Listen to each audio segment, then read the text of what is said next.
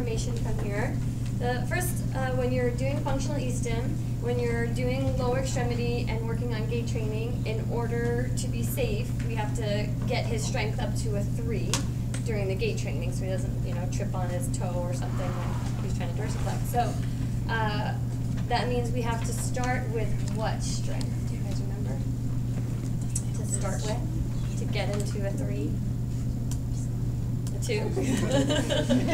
So he has to come in at a 2 of strength in order for the electrical stim to help to achieve the 3, because it'll go up in the grade, okay? So if he were doing dorsiflexion of his, let's do your left foot. Do full dorsiflexion left foot.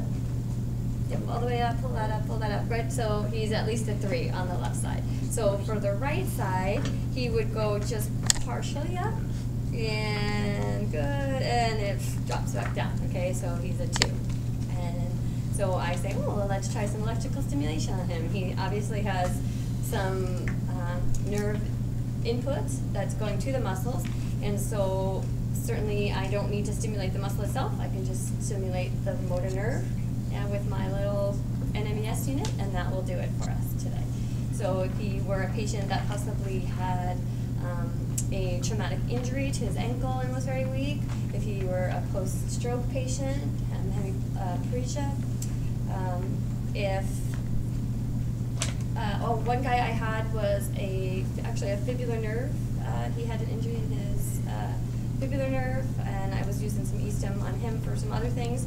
But a race car driver who had his leg leaning up against the side of the car for many hours doing test driving, and so he ended up with a palsy afterward. And so when he started getting some nerve regrowth, but was still very weak, we started using some electrical stim to help him with his eversion, I think. So anyway, so it can be used on a lot of different kinds of patients.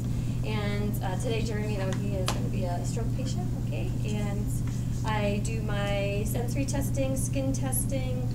I keep his shoes on for the test of when I'm getting him going, because he needs to be able to dorsiflex with the weight of his shoe so that when we start walking, he's safe. I will be also using a gait belt on him. And you don't have a pacemaker, right? May I put this around you? Sure. No pacemaker. Are you pregnant? You're not oddly pregnant?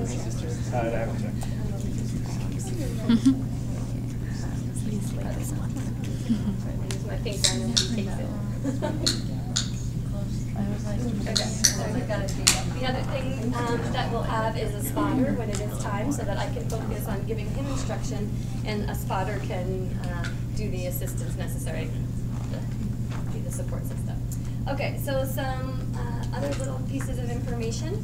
When I describe to him what we're going to be doing, telling him the tingling and then contraction, and then he's going to help and lift his foot upward when he feels the tingling, and then we'll get you walking, and we'll do a couple laps around the room, and every time that you are you have your leg lifted off the floor, your right leg, we're going to turn the electrical stim on, so you'll feel that tingling, and then you're going to try to pull your toes up until your heel hits the ground, and as soon as it hits the ground, we'll release it so that it relaxes, and then you'll be standing on that leg.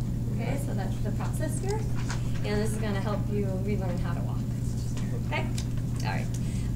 So some of the parameters that are important to remember when you're doing the setup for functional E-Stim. Although I'm looking for a full contraction, so somewhere between the 25 to 50 pulses per second, I don't want a ramp with that contraction. I don't want it to take its time to come on to full intensity. Once he lifts his foot, I want to press the little button and have it come on automatically nice and strong.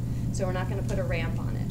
What about for the ramp down so he doesn't slap his foot? Again, I'm not going to worry about ramp down. I'm just going to let it go. If I worked with this patient population more often, I would probably start to change those parameters, but it's much easier just to on and off, especially when you're first learning how to do this for you guys. Other things is off time. I do not, I think I always get this messed up. I want an off. I do not want an off time. It'll be on when I hit the button, and it'll be off when the button's not hit. So there's no off time. I don't remember that one. This machine is different. We're going to find out. wanted to stay on all the time, but I can't remember off the top of my head. Try to walk. Okay, so we are going to go, I'll just run through the parameters out loud. So custom, time-wise 15-minute total, treatment time will be fine. Off time, I'm gonna set that at 0. Rate is going to be anywhere between the 20 to 50, and let's say he is an acute stroke patient, so his muscle is pretty good, so I'm gonna go with a 40 rate. So I'll get there. 40 pulses per second. If it was chronic and a lot of atrophy in that muscle, then I might want to take it up a little bit to 50. Pulse width, small muscles, 300 to 400 microseconds, symmetrical waveform. I'm going to, cycling, it says 1 channel. I'm going to set it up for 2 channels. Do you have your electrodes too, right there? Yep. I'm going to set it up for 2 channels just in case I have to use a second channel to get good dorsiflexion. Okay, so simultaneously they'll come on and I'll be using 2 channels. No lag time and no ramp. And on time, as long as there's something there, when I hit the button it'll come on.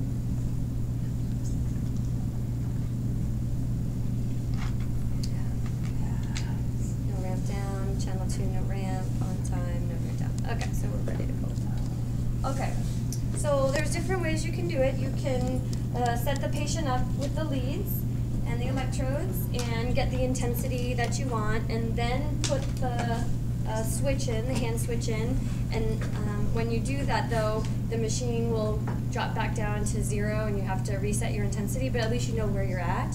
Or you can start with it in, and I'll usually just have my patient hold that button down when I'm setting the intensity so it's running, and then when we get the intensity that we like, I'll let you release it.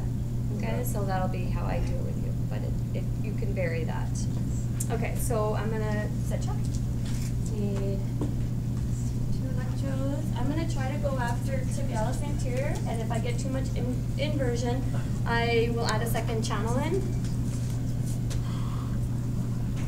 So remember from the other day, our motor point is just lateral to the tib tuberosity here, so we'll try right about here, and then a little bit further down on his muscle.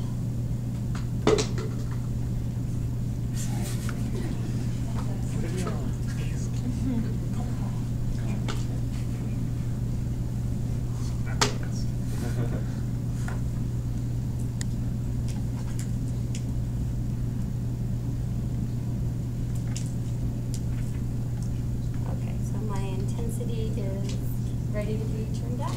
Channel 1. And so go ahead and hit the button there. And now my black dot came on because there's going to be current running. Okay, open channel. And then release the button. And the black dot went off. So perfect. I want 0 seconds. That's right. For the off time. Alright, hold your button again.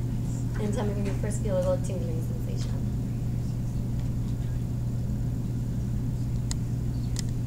Yes. Okay. May I go ahead and continue to turn it up? Sure. Oh yeah. That's the one. That's good. And then release the button. And hit the button again. And release it. Good. And hit it. Okay, so by itself, he is just getting a little bit. So at this point, since my patient was a 2, I might ask him to add a volitional on top of it and say, you know, while you're holding that, can you also lift up? And then you can release the button and his foot would drop because he's not strong enough to hold it without. And go ahead again and lift up with, and then relax it. And now just the button itself, don't add your volitional. May I go up at all? Is it too strong for you? Sure. Jimmy. Get that? Okay, and then relax it, and hit your little button, and relax. Good, so he's got it on off, okay? So I'm feeling pretty good that he's got enough dorsiflexion when he adds his volitional to it to go ahead and get this started. So, lift down, and you'll be my spotter. It's your active. Okay.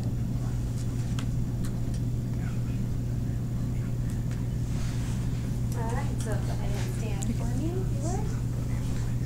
Good, and you're going to come over here. You're just just going to be pretending I'm in the spot over there, okay? So my instructions are going to be for my patient is that as soon as you lift your leg up, I'm going to be pressing the button and you'll feel that tingling and you're going to take a step. So we're going to go this direction right here. So go ahead and raise your right leg. And then we have to just go ahead and take a step, heel down, and then I release the button. Yeah, weird, huh? And up, and lift it, and Which part is lift.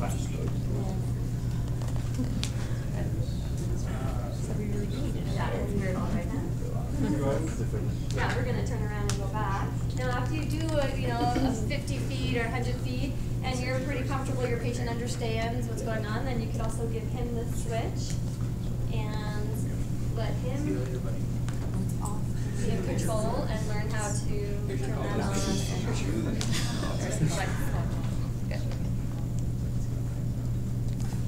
He's better hold there.